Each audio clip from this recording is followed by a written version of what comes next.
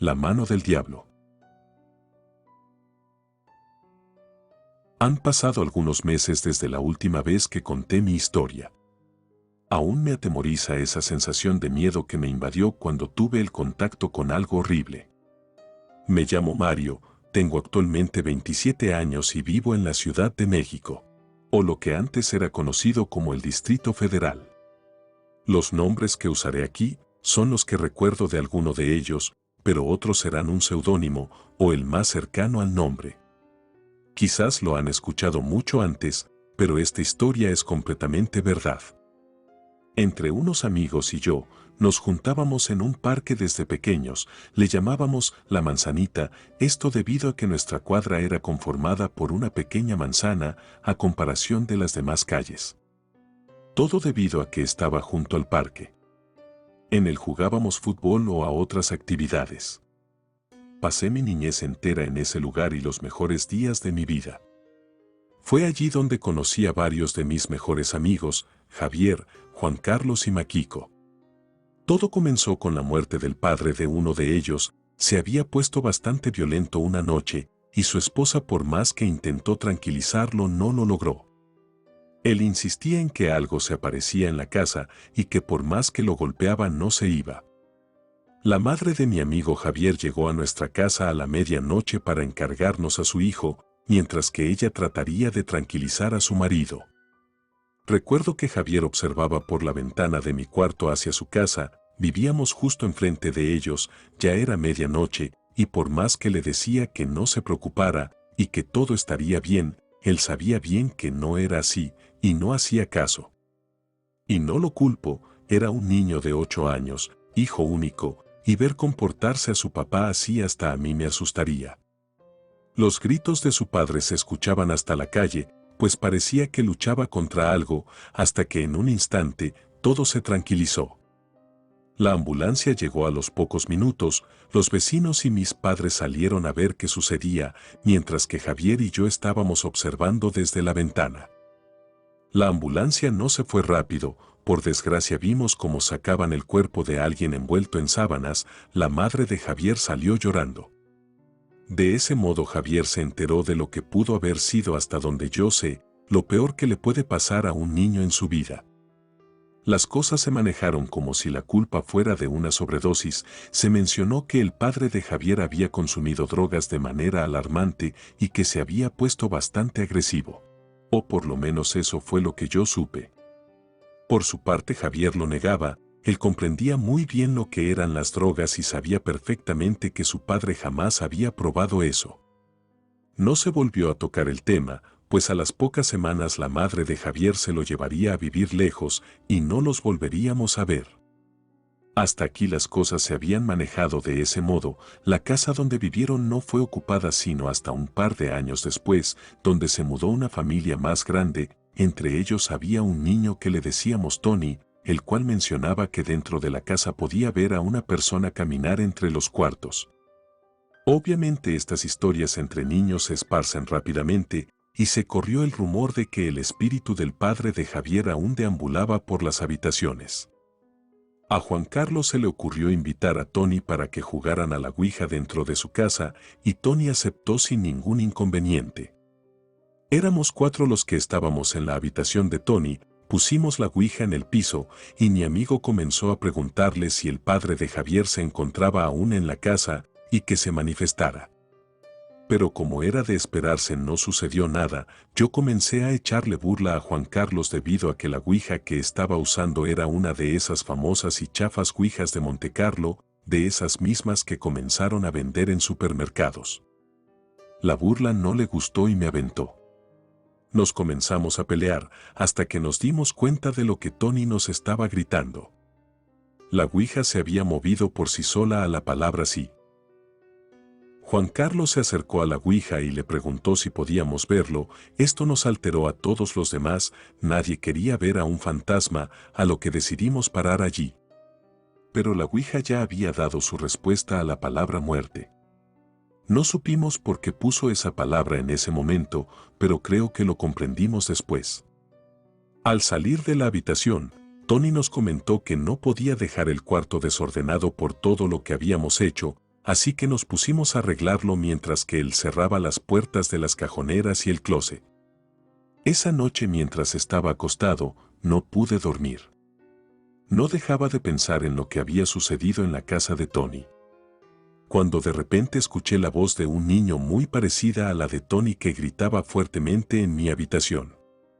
No sé qué intentaba decir o qué significado tenía, pero fueron muy claras las palabras. Yo del susto me tapé por completo con las cobijas para no quitármelas más. He de ser honesto, hoy en día sigo cubriéndome por completo el cuerpo por miedo. A la mañana siguiente, mientras estábamos desayunando en familia, se escuchó en la calle que una mujer lloraba desconsoladamente. Todos salimos a ver qué sucedía. Se trataba de la madre de Tony. Algunas vecinas le preguntaban sobre lo que había pasado y ella comentó que su esposo acababa de fallecer esa mañana. Esto me inquietó bastante. No sabía si existía alguna relación entre lo que sucedió en el cuarto de Tony y la palabra muerte, o si realmente algo pasaba allí, pues era raro que hubiera muerto el padre de otro amigo. Siendo honestos, todos los involucrados que estuvimos ese día en la habitación de Tony, guardamos el secreto. No sabré decirlo por parte de Tony, ya que toda su familia tuvo que irse a vivir a otro lado por falta de dinero. Ya no tuve contacto más con él. La casa duró bastante tiempo sola, sin ser habitada. Personas que se iban a verla sabían que se enfrentaban a unas 2 muertes dentro de esa casa y por extraño que se escuche o que parezca, se podía sentir una vibra muy extraña. Poco tiempo después, mi amigo Juan Carlos me contó que el día en que jugamos a la Ouija no pudo dormir. Tenía bastante calor, a lo que se levantó de la cama para abrir la ventana y vio a lo lejos una silueta oscura que posiblemente se mantenía observando a la dirección donde se encontraba él. Esto lo asustó bastante que tuvo que irse a dormir con sus padres. La verdad de esto no sé si sea cierto, pero le recordé que él mismo pidió ver a un muerto la vez que jugamos Ouija. Por fin, varios años después, la casa fue ocupada por otra familia, de la cual solo constaba de madre e hijos. La mayoría de ellos ya eran mayores de edad. Y el más chico de todos, de quien no recuerdo con exactitud su nombre, pero lo llamaré Milo, habíamos hecho muy buena amistad, y para cuando teníamos más confianza con él, le contamos de lo que sucedió con Javier y Tony. Más que nada la curiosidad nos mataba por preguntarle si no había pasado algo mientras ellos vivían allí. Milo nos comentó que a él le había tocado ver que por la noche alguien azotaba las puertas para después tocar para que les abrieran. Y que cuando se estaban bañando se escuchaba la respiración de alguien más con ellos. Pasaron un par de semanas, si no mal recuerdo, cuando Milo dejó de salir a la calle e incluso ni a la escuela asistió. Por más que lo frecuentábamos en su casa, su madre nos decía que estaba muy enfermo, pero no nos decía qué tenía. Mi madre decidió confrontar a la señora para saber si algo había sucedido.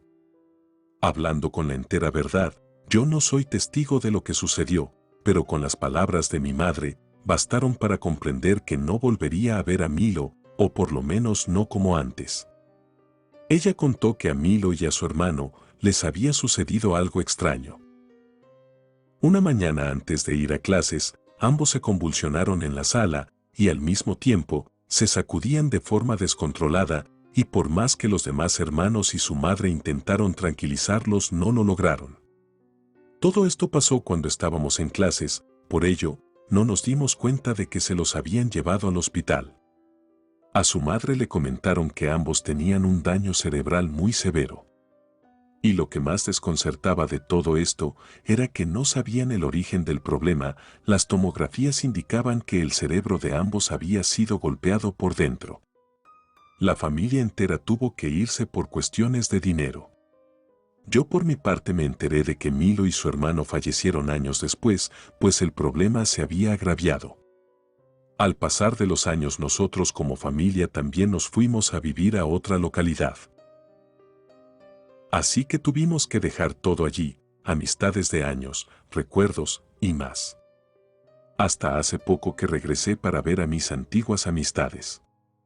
Definitivamente, regresar al lugar al que viviste años atrás hace que regresen recuerdos y memorias que uno pensaba que jamás volvería a vivir.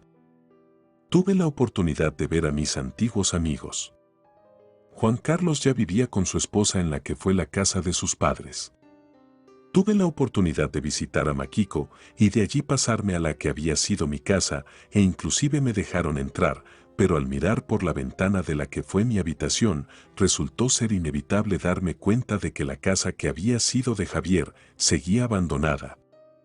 Juan Carlos me ofreció una interesante propuesta, de la cual siendo honesto no me pude negar. Esa casa nos había arrebatado a varias amistades y ahora que éramos más grandes, quizás podríamos comprender un poco más lo que estaba pasando, así que me invitó a que el próximo fin de semana lo fuera a visitar nuevamente, pero que trajéramos todo lo necesario para ingresar a ella. Así pasó una semana completa. El sábado por la noche me encontré con Juan Carlos y Makiko. Ingresar a la casa no tuvo ninguna complicación, una simple soga de tela era lo que protegía la puerta. Como era de esperarse, había muebles viejos, llenos de tierra, alguna que otra mesa de metal corroída por el óxido. Las linternas que nos habíamos conseguido eran de LED, alusaban lo suficiente para poder ver cada detalle. Fue cuando Juan Carlos nos indicó que había un mueble que quería mostrarnos. Allí se encontraba un mini closet ya muy dañado con el tiempo y nos señaló un golpe que tenía por detrás. Se podría apreciar claramente el contorno de una mano empuñada. Juan Carlos nos comentó que hace poco se había arriesgado a ingresar a la casa, pues había contactado con Javier y él le preguntó sobre las condiciones en las que ésta se encontraba. Al mencionarle lo que había encontrado en el mueble, Javier le hizo saber que su padre mencionaba que el diablo se escondía dentro de ese closet y lo intentó sacar a golpes. Y lo que le había dicho su madre es que cuando lo abrió, lo atacó hasta asfixiarlo.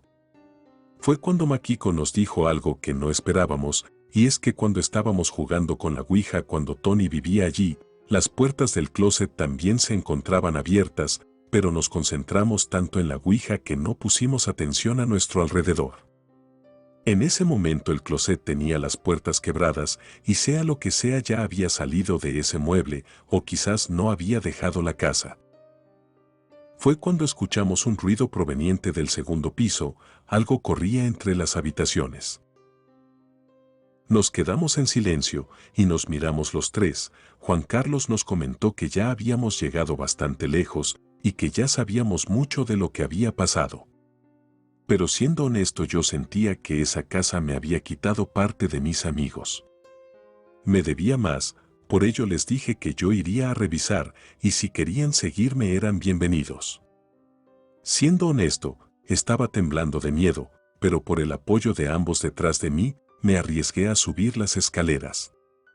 Si en la planta baja apenas se podía distinguir algunas cosas, en la planta alta no podía uno acostumbrarse a la oscuridad. Fue cuando escuché que algo azotaba una de las puertas. Siendo una localidad construida con las mismas condiciones que la de los demás, pude intuir que se trataba de la habitación continua al baño. Yo sabía que lo que hubiera allí dentro estaba la respuesta de todos los males que habían sucedido. Nos acercamos a la puerta e intentamos escuchar si había alguien allí. Makiko se atrevió a gritarle un par de groserías, para después escuchar que nos respondían diciendo «váyanse». Parecía que la S la arrastraba. Tomé aire y puse la mano en el picaporte. Juan Carlos tomó una varilla de metal que se encontró en el piso. Y al momento en que abrí la puerta, una garra de color rojo salió de adentro, me cortó la mano y tomó la puerta para cerrarla inmediatamente. Y de nueva cuenta nos gritaron lo mismo. Salimos lo más pronto posible de allí. Detrás de mí podía escuchar que me arrojaban cosas, entre las cuales noté que había cucharas y aparatos eléctricos. Corrimos hacia la puerta y en cuanto salí yo, Juan Carlos cerró la puerta y metió una cadena, colocando doble candado en ella. Nos retiramos de allí como pudimos. Makiko nos llevó con su madre, quien preguntó qué había sucedido. Todo quedó en un pleito que tuvimos con unos borrachos Esto con el fin de no alterar a la madre de Makiko con la verdad de la historia. Optamos por guardar el secreto, el cual hoy día, a pocos meses de que haya pasado una serie de situaciones que no sé si tengan relación, decidí compartírselas. Juan Carlos tuvo que cambiarse de casa, perdió a su primogénito a las pocas semanas, no quería seguir viviendo en ese lugar. Makiko desafortunadamente perdió a su hermano mayor en un terrible accidente. Su familia ya no fue la misma. Por mi parte, aún conservo la cicatriz en la mano por el corte que me dio esa criatura. Nuestra vida continúa, la verdad he visitado ya ese lugar de forma digital y me he dado cuenta de que el mismo Google ha difuminado la imagen de la casa. Desconozco el motivo, pero me he de imaginar que alguien más ha pasado por algo allí. Relato escrito y adaptado por Lengua de Brujo.